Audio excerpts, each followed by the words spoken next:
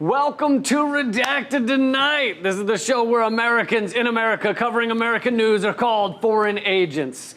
Recently, writer Caitlin Johnstone penned a column about the differences between horrible totalitarian states and lovely free democracies like we have here in the U.S. So let's take a moment to go through some of those differences and expand on her points, because it's important we all understand the difference between good guys like the United States and bad guys like most other countries. In totalitarian regimes, they have massacres and wars. In free democracies, they have humanitarian interventions. It sounds so lovely, doesn't it? Humanitarian intervention. Like we did in Iraq and Afghanistan and Syria and Libya and Yemen, and like we want to do in Iran and Venezuela and China and North Korea. Don't be upset. We just want to intervene in your humanity. It will only take a minute, and we'll use lube. In totalitarian regimes, they use torture. In free democracies, they use enhanced interrogation techniques. Yes, it's just enhanced interrogation. Enhanced with what? Torture, mainly. Yeah, we just sprinkle a little torture on there, just a taste.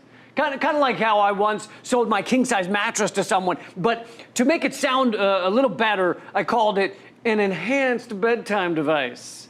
I didn't tell them it was enhanced with bed bugs, but I didn't lie to them. In totalitarian regimes, they fund terrorist groups to create instability. In free democracies, they fund terrorist groups to create stability. Yes, all of the terrorists we fund help make things better. It is now well known that the U.S. funded and supported Osama bin Laden and the Mujahideen, which became Al-Qaeda. Even after 2001, the U.S. government has funded and at times allied with Al-Qaeda and their offshoots. In fact, right now, just last month, a PBS Frontline special was the latest vehicle in a PR campaign to legitimize rebranded Syrian Al-Qaeda, HTS, and market its leader, Mohammed Jalani, as a competent American asset. That's right. The founder of Al-Qaeda's branch in Syria is now our friend. Did we say he was a bad guy? No, not a bad guy. We just needed to get to know him more. Turns out the beheading people in the streets was a misunderstanding. He was actually helping them. You see, they had an infection of the body and he removed it, like the body. It had gone bad, and so he helped them get rid of it. And that's why we like him. He's our friend. In totalitarian regimes, evil dictators bomb their own people. In free democracies, we bomb our own people. We love bombing our own people. The U.S. government or U.S. police have dropped bombs on Americans in the mine wars in West Virginia in the early 1900s, but much more recently in the Move bombing in Philadelphia in 1985. The police dropped bombs on our own citizens and then burnt down an entire city block, killing 11 people. There's also the fact that Obama proudly drone-bombed American citizens overseas, including 16-year-old Abdul Rahman al-Awlaki, who had never even been accused of a crime.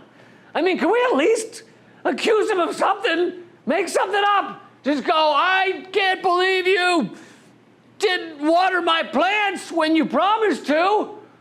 For betraying me and my plants, I'm going to drone bomb you. Accuse him of something. In totalitarian regimes, a single party upholds and enforces the status quo. In free democracies, two parties uphold and enforce the status quo. So you see how different that is. Rather than having Donald Trump perpetrating horrific human rights abuses in our names, overseeing the largest prison state in the world, overseeing a racist police system, supporting a healthcare system that exploits, harms, and maims people who aren't the rich because they can't afford healthcare, and furthering endless environmental destruction. Instead of all that, now we have Joe Biden doing those things. This gives us something very important. It's called the illusion of choice.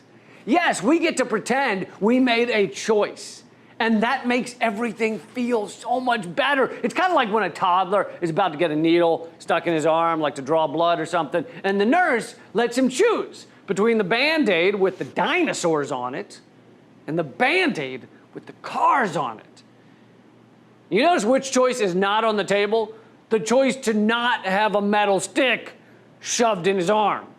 So the kid gets to choose the color of the Band-Aid, and he therefore feels like he chose to have the needle stuck in his arm. It's exactly the same with our political parties. We get to choose either the dinosaur, Joe Biden, or the gas-guzzling car, Donald Trump. And then we think everything our country does is our choice. But it's not, because you know what option was never on the table? To stop all of this shit! But don't complain, you chose this. In totalitarian regimes, the government controls the press and determines what information the public is allowed to have access to. In free democracies, it is billionaires who do this. 80 to 90% of the mainstream airwaves in the US are owned by just a few massive corporations. Those corporations are headed by a handful of billionaires, and they decide what you're allowed to know. See how much freer that is? But Jeff Bezos loves you. He'll take care of you. In totalitarian regimes, they wage brutally violent crackdowns on protesters to quash dissent.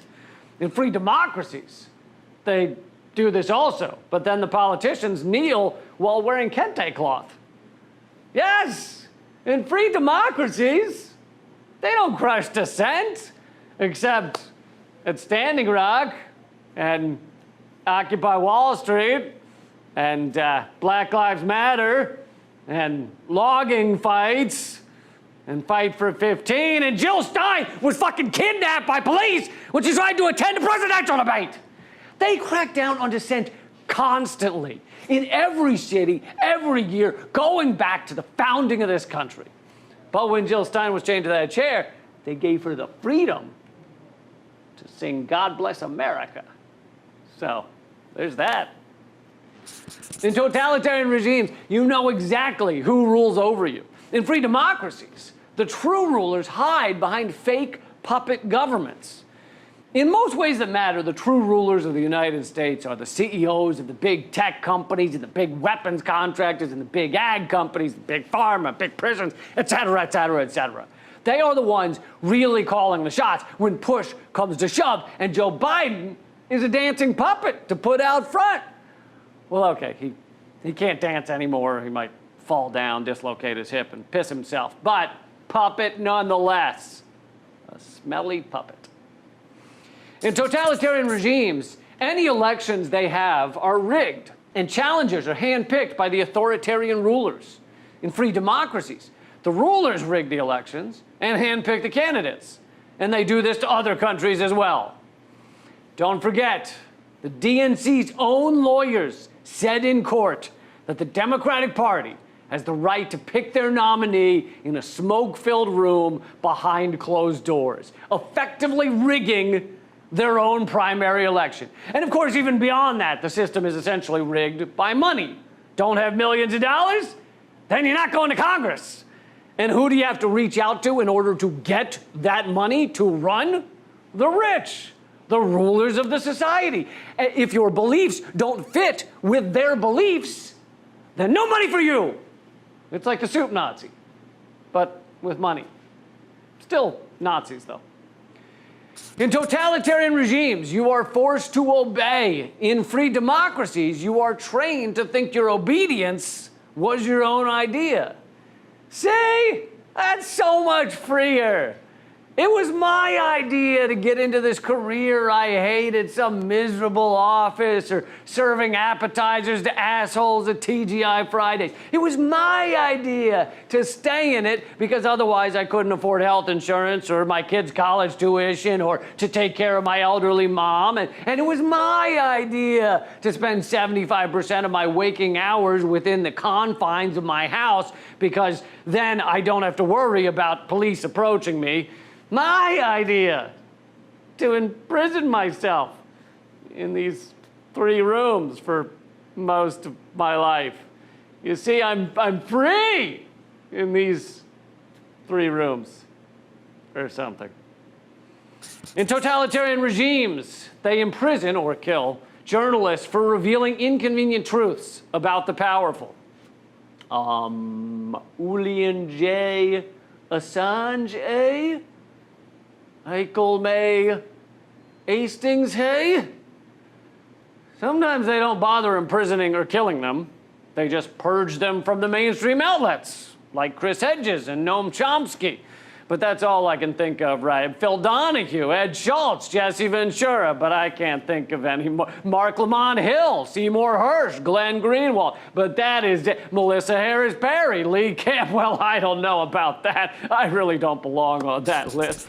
In totalitarian regimes, they encircle the planet with military bases, wage endless wars which kill millions, and work to destroy any nation which disobeys their government. Whoops, sorry, that's actually free democracies.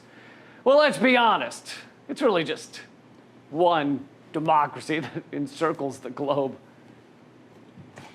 The United States of America, which isn't free and isn't a democracy.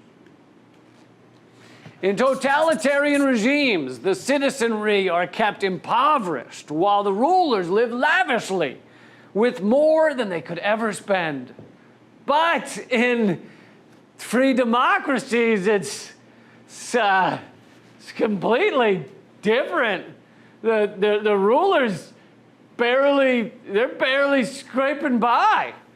Joe Biden had to take an Amtrak train every day of his political career just so he could afford to go visit his shell companies in Delaware. And Donald Trump had to hitch a ride on the presidential helicopter just so he could make it to his personal helicopter so he could go out on his yacht, which he hardly got to spend time with. He has been forced to be an absentee father to his yacht. It really hurts. It really hurts. Really hurts. In totalitarian regimes, bands of armed thugs patrol the streets to enforce obedience to authority. But here in the U.S., we don't. They're not. We don't have armed thugs. Okay. They are thugs, but they don't enforce obedience unless you're, loitering or something, or you have a little bit of plant wrapped up in a piece of paper, or you don't make a full stop at a stop sign, or you are black. But other than that, they don't enforce. And moving on. In totalitarian regimes, the powerful determine what happens, regardless of the desire of the people. For example, a large Princeton study found that no matter what the people in totalitarian states want, it only happens if it agrees with what the rulers wanted anyway. The people have essentially no influence. Sorry, that study was about the United States. My bad. I thought that was us again. In totalitarian regimes, you are not free, and you know it. In free democracies, you are not free, and you don't know it. See, right now, you're thinking to yourself, I am free. Oh, yeah? Go outside pantsless, drinking a beer. See how long that lasts. But put some lawn chairs and a baby pool in an empty parking spot downtown. Just have a little hangout, a little barbecue there. See how many minutes go by before you're told to move along by a cop. I thought you were free. What happened to free? Free means do what you want, doesn't it? Well, I'm free as long as I move along. Free to move along.